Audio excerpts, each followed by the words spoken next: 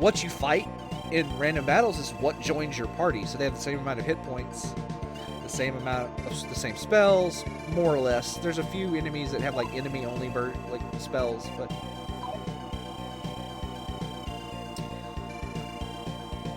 with the exception of bosses that become fusible after you defeat them.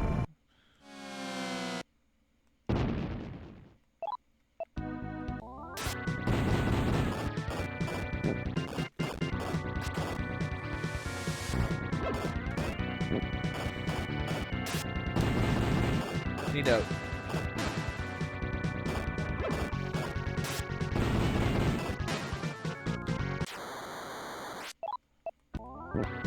just take out all these guys. But yeah, you can see how I'm not like completely locking down the random battles, but I am like taking every round taking out 1 or 2 enemies. And that is all the difference right there in the amount of damage you take. It also doesn't help that nobody down here is actually like reflects sword damage. So, and pretty much everybody down here can at least be put to sleep. So you can pretty much just auto battle your way throughout this entire dungeon if you have the weapon set up. I do. Alright, so we are back up where we went to that teleporter on the west. Now we want to go through this door right here, which is a hole. Which puts us... I was going to open my map, and then we got into a random battle, so give me a second and we'll open...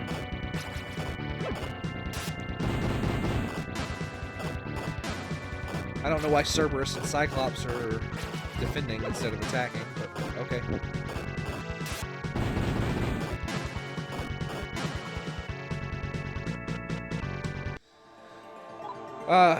We are here. We are going to head just straight west.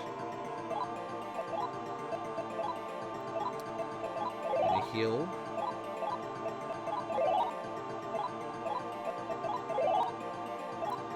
Might as well heal Cerberus as well.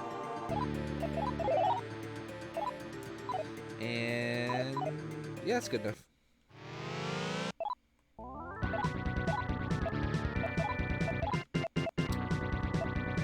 Bites and Hell's Fist and Hell's Fist.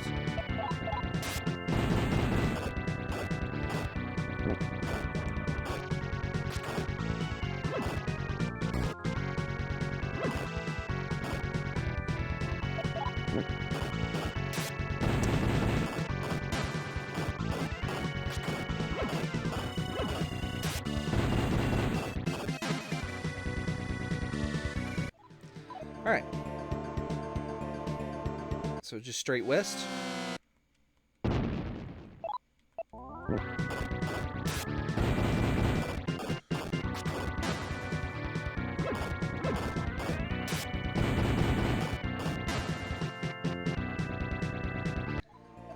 And teleporter.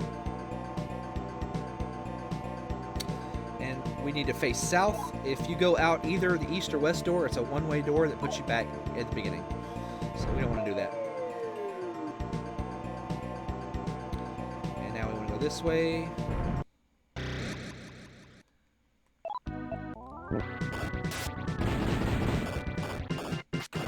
Kill this poor Otohime.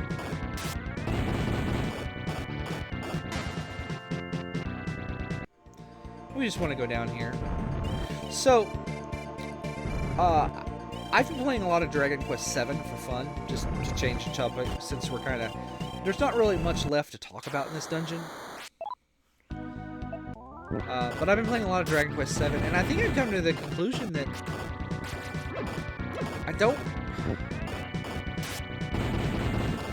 I'm going to put it on my meh pile, you know?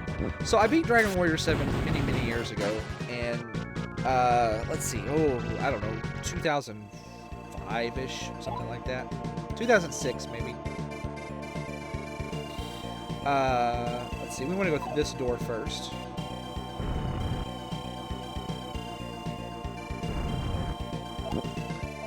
And That staff, by the way, that we won is not it's a female. I think it's female only, but it's not a super great weapon. It doesn't have like any special abilities. It's like got pretty low attack power. It does get 2 to 3 hits though. So just to give you an idea of which path we've taken there, we started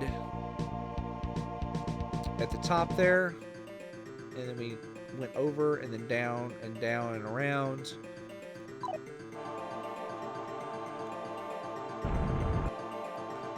And now we want to go this way first.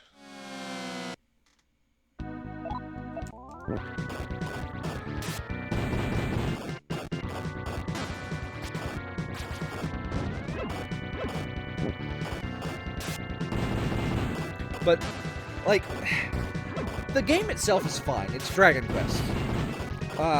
But I think my main problem with it is the way they structure your party, along with the inclusion of the vocational system. Like because if you play Dragon Quest VI, the vocations, whatever. So in Dragon Quest VI, you have enough party members to get every single job to every single person.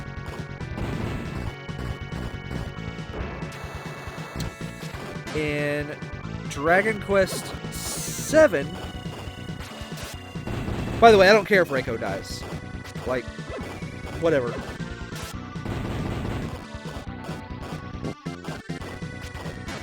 At this point, I pretty much just don't want Tamaki to die. Not until I get her thing filled out. Guardian Bar.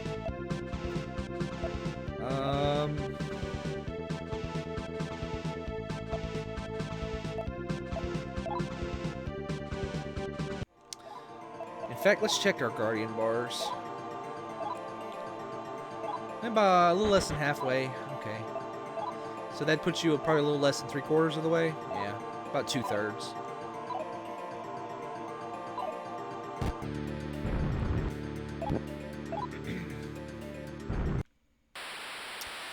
But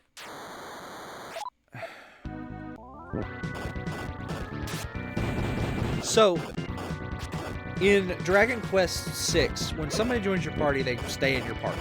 All right, they don't leave.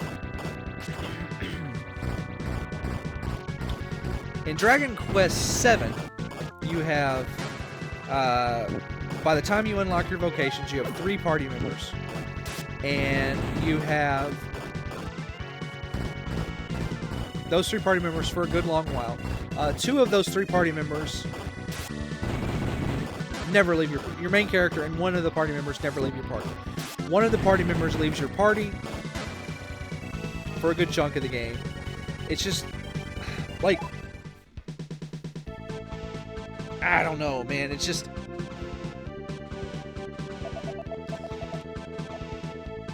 It's hard to explain, you know? Let's see. Let's do Mag. Did he die? No, he just went away. Alright. I think the main problem I'm having is,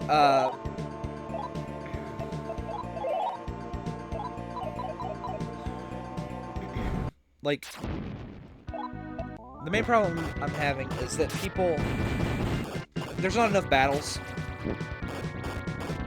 And then the way the vocations are structured. So the way they're structured is there's Tier 1, Tier 2, and Tier 3 vocations. And, well, there's the train. So, anyway, there's Tier 1, Tier 2, and Tier 3 vocations. And,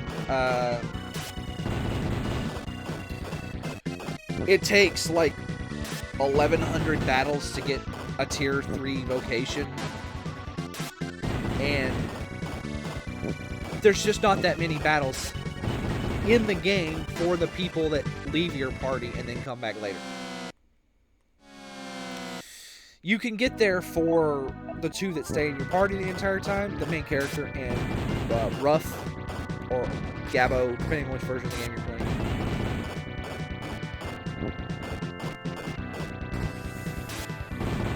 But I also don't like how they changed the advanced job thing, where so in Dragon Quest 6 and Dragon Warrior 6, you once you learn this skill, it stays in your skill list. In Dragon Quest 7 for the 3DS, they made a change to where if you are in a advanced job, you have access to that advanced job skills. But if you change jobs, you lose whatever you learn. So, like, if you're trying to go for one of the tier 3 jobs, like, and there's only 3. There's champion, there's druid, and then there's hero. And did he die? Yes, he did. Okay.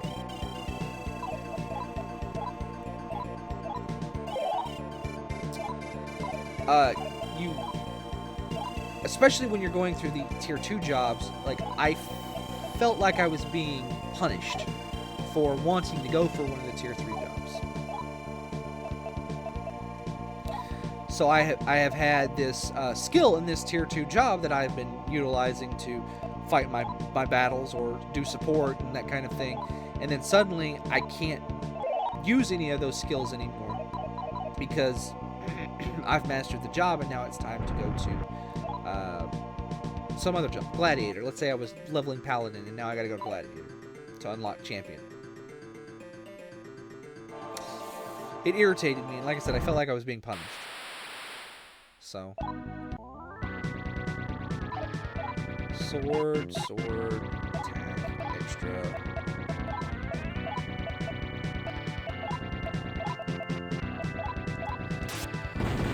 I think Dragon Quest 7 would have been a lot better. I'm glad they ditched the vocational system in the way that they did. I am a much bigger fan of what they do in Dragon Quest 8 and 11. Like, I prefer to have characters with set roles in battle, because then you have an interesting situation of, like, how do I mesh what these characters can do to form a strategy? It's... Dragon Quest 4, you know, is like that. Dragon Quest 5, not so much, because you can recruit the monsters. Dragon Quest 6, not at all, because, you know, you have the vocations. You got that at the beginning, and then you lose it once you get the vocations, and you can kind of build your party however. This box, the contents change depending on whether or not you have one of the special guardians. You need either the Chaos or Law hero, which I've never gotten any of the special guardians. The reason I've never gotten... Where the heck am I? Hold on. Oh, by the way, I need to go back one minute, because I wanted to talk to this guy.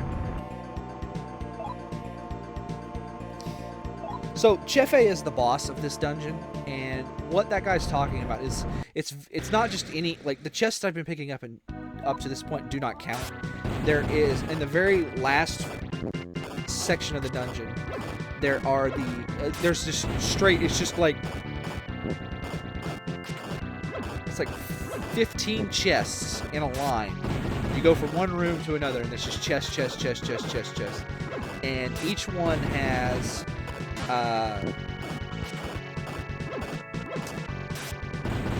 an item in it, and these items, the more of them you pick up, the more powerful Chefe is. So if you pick up none of the items, then Chefe is like this piddly little, like, weak boss with like 200 hit points, and if you pick all of the chests up, she's this massive, impossible to kill thing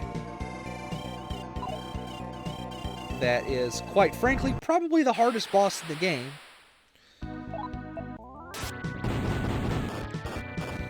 The reason that the highest level of Chefe is so hard is because it reflects both physical and guns. So your humans have no good attacks. Like, I think pretty much the only thing that works on Chefe is Aggie and Zan. Maybe even, I don't even know if Zan works on her. I know Aggie spells do.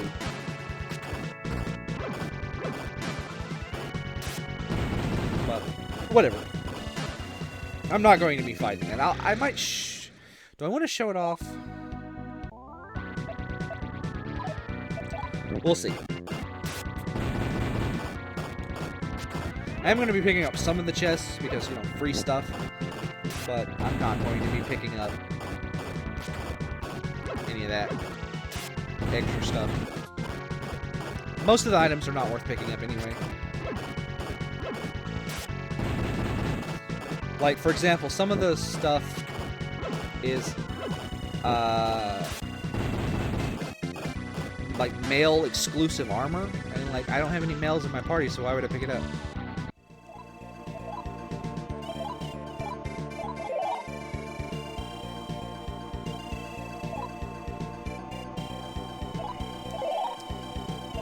Just heal up twice there.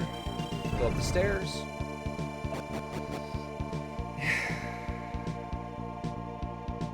Anyway, like, I have a lot of problems. I think the game would be a lot better without the vocational system, you know? I do appreciate some of the changes they made from the two versions of the game. For example, in the original PS1 version of the game, Maribel's pretty bad. She's useless. Once you get the other characters in your party, there's no reason to ever put her back in your party if you don't have to, because she is the absolute worst character in every way. In the new version, she's actually very fast. She's still kind of a glass cannon, but she's fast. So there's a reason to use her over Mervyn, because he's pretty slow. Where am I at?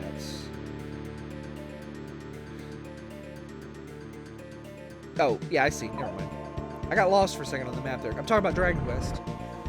Got lost.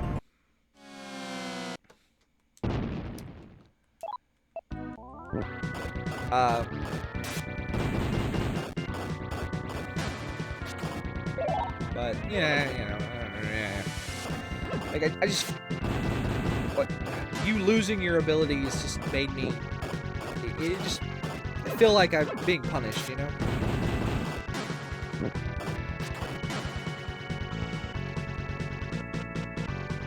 I don't like it. We want to go down here, right? Yeah.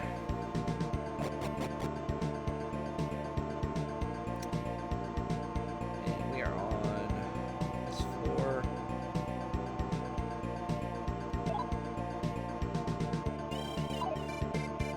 We want to go this way. You do not want to go through that. That is a one-way door. We do want to go through this. Open this. And we're just going to back out. And we're going to go through there. My inventory's full. Okay.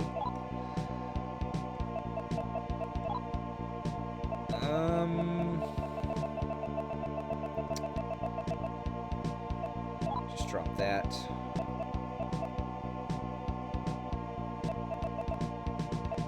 I don't need those.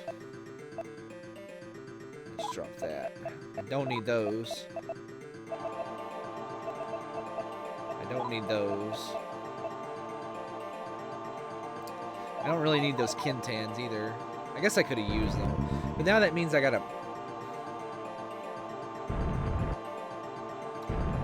go back through the... Yeah. Anyway, the Thunderfang Axes and the Headhunter Spoon are both worthless. So, whatever. It's money. The Thunderfang Axe, I do believe, is male only. The Spoon is cursed. So, just to give you an idea where I'm at, we're going to go north now.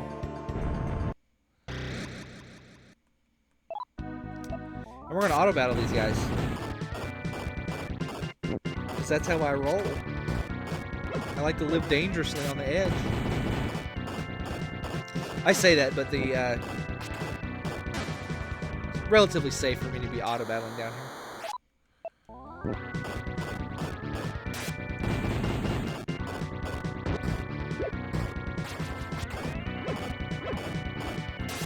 The thing that would be scariest down here, I'm actually immune to. My two characters, because I've got the revenge gauntlets on.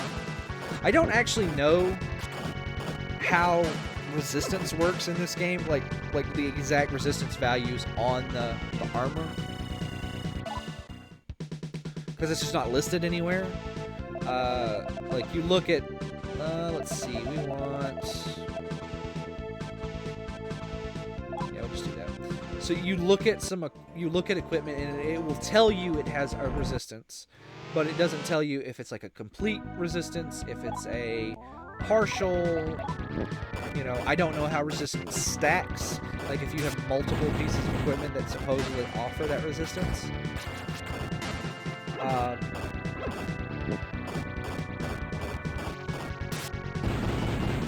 That would be information I would love to have, but I can't find it anywhere, and I'm not smart enough to hack the game to actually look that up.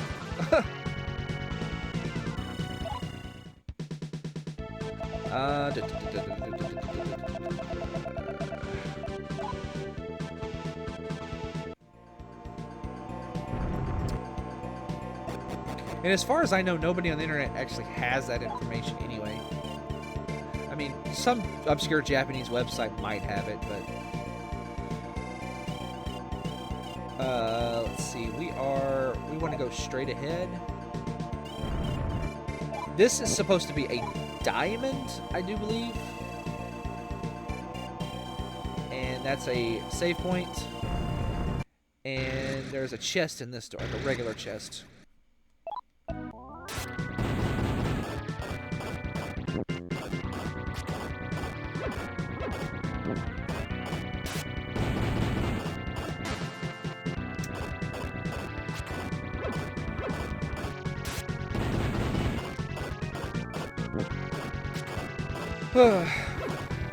One of the things I actually... So, during my test play, I actually... Oh, a Majo Sen. That actually does sleep, I think.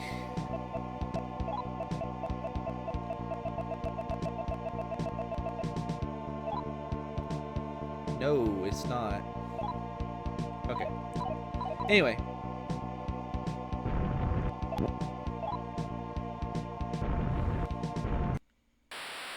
Trying to think of, is like, did they change that weapon, or am I just misremembering it? Is it getting it confused with a different weapon in the second game?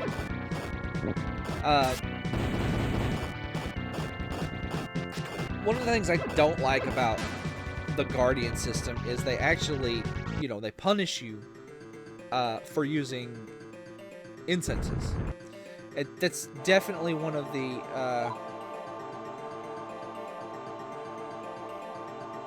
I am going the wrong way.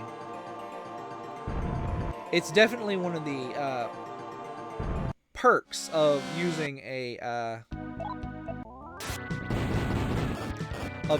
the strategy of not getting a Guardian for Tommy.